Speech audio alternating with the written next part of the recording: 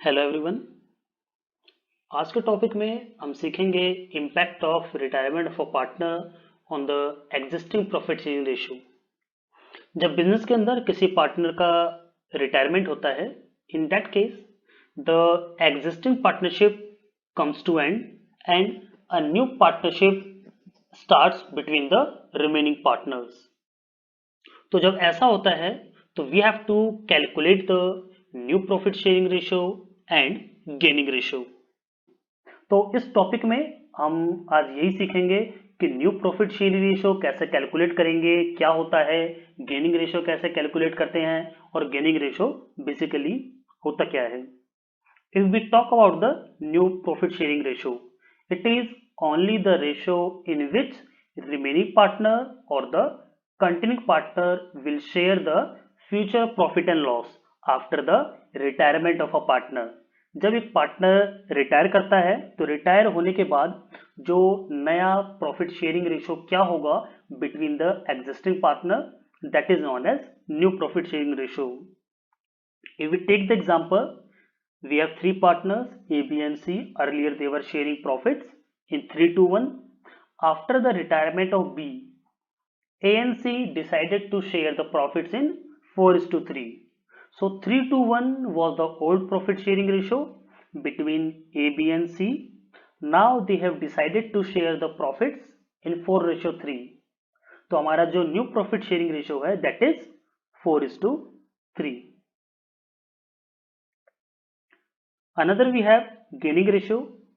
It is the ratio in which continuing partner distribute the share of retiring partner. Means जब हमारा एक partner retire होता है तो उसका जो शेयर था बिजनेस के अंदर पहले, उस शेयर को जो हमारे कंटिन्यूइंग पार्टनर हैं वो जो रिमेनिंग पार्टनर है किस रेशो के अंदर आपस में डिस्ट्रीब्यूट करेंगे। और जो हमारा गेनिंग रेशो है, गेनिंग शेयर है, उसको जो हम कैलकुलेट करने का हमारा फॉर्मूला है new share minus old share. New share means the ratio in which continuing partners are sharing the profit, old ratio the ratio before the retirement of a partner.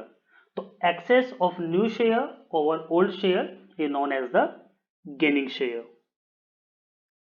जब कोई पार्टनर रिटायर होता है तो उसका जो share है remaining partners आपस में डिस्ट्रीब्यूट करते हैं and that can be distributed in the three veg.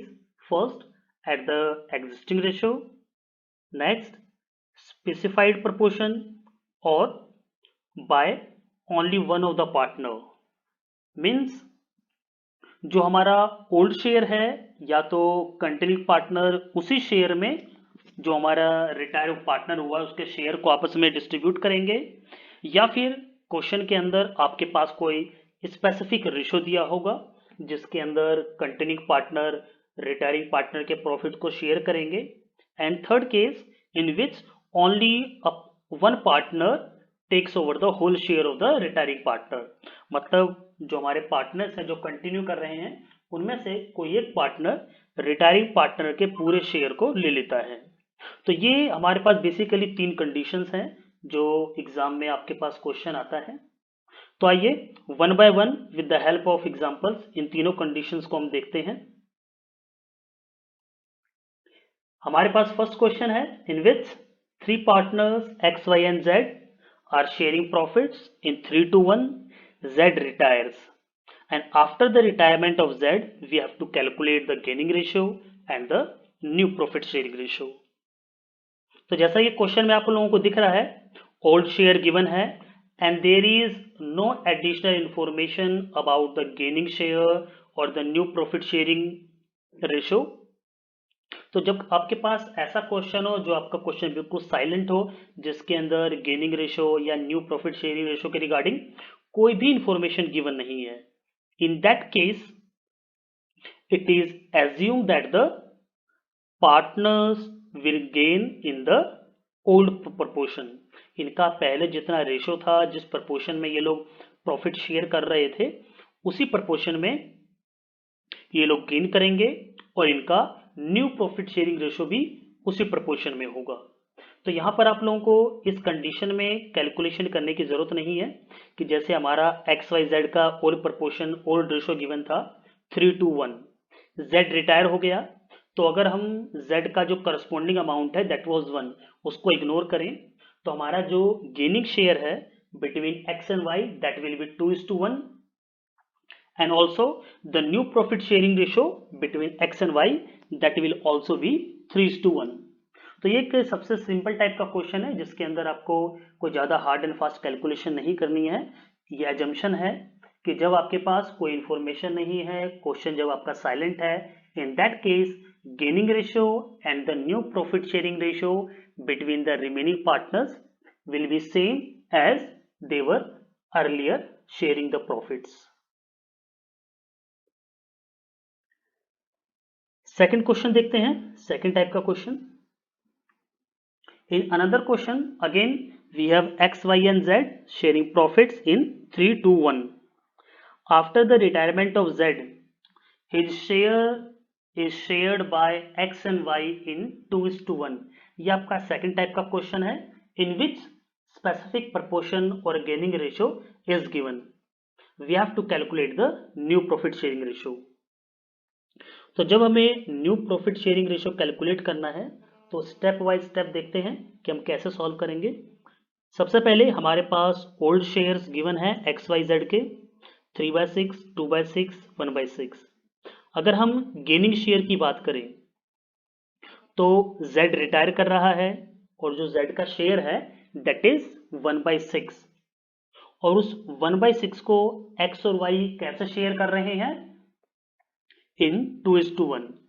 Means 1/6 का 2/3 x को मिलेगा और y को 1/6 का 1/3 मिलेगा।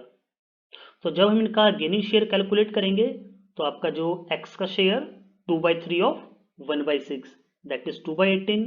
In the same case y जो है 1/6 का 1/3 लेगा और उसका शेयर आ गया 1/18। तो हमारे पास ओल्ड शेयर है और गेनिंग शेयर है। अगर हम नए शेयर की बात करें तो नया शेयर हम कैसे कैलकुलेट करेंगे एक्स और वाई का, old share plus their gaining share. इनके पास पहले कितना था और इन्होंने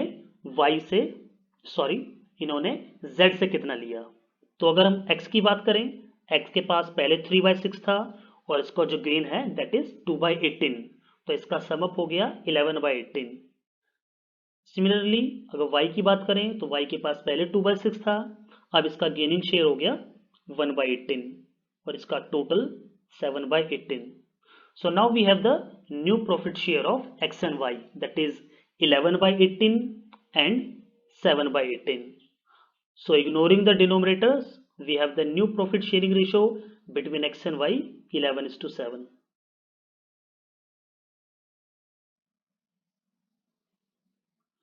थर्ड टाइप का question in which we have three partners sharing profits in 4:3:2. Z retires.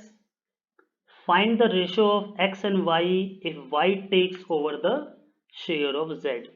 This is the third type of question in which the whole share of z is taken by y only. जो z हमारा partner से retire कर रहा है उसका जो share है सिर्फ y ने लिया है। मीन्स इस क्वेश्चन के अंदर जो x है वो गेन नहीं कर रहा है। तो इस क्वेश्चन के अंदर अगर हम कैलकुलेट करते हैं न्यू प्रॉफिट शेयरिंग रेशियो तो सबसे पहले देखिए जो z है उसका शेयर कितना था 2/9, और जो z का शेयर है किसको मिला है y को। y has taken over the share of z, तो जितना z का शेयर था उतना ही क्या होगा y का गेन होगा, क्योंकि y ने z का पूरा शेयर टेक ओवर किया है। तो अगर हम न्यू शेयर की बात करें तो x के शेयर में कोई चेंज नहीं आएगा। x का शेयर पहले भी 4/9 था, अभी भी 4/9 होगा। लेकिन अगर हम y के शेयर की बात करें तो y के पास पहले 3/9 था और उसने क्या किया z का शेयर टेक ओवर किया है दैट इज 2/9, तो y का जो नया शेयर आ गया दैट इज 5/9। तो x का शेयर 4/9, y का शेयर 5/9। तो हमारे पास जो न्यू प्रॉफिट शेयरिंग रेशियो है दैट इज 4/9 एंड 5/9, और इनकी अगर डिनोमिनेटर को हम इग्नोर करें तो हमारा जो न्यू प्रॉफिट शेयरिंग रेशियो है that is 4/9. So this was all about the change in profit sharing ratio or the calculation of gaining ratio or the new profit sharing ratio at the time of retirement of a partner. तो उम्मीद है आप लोगों को समझ में आया होगा. Thank you for watching.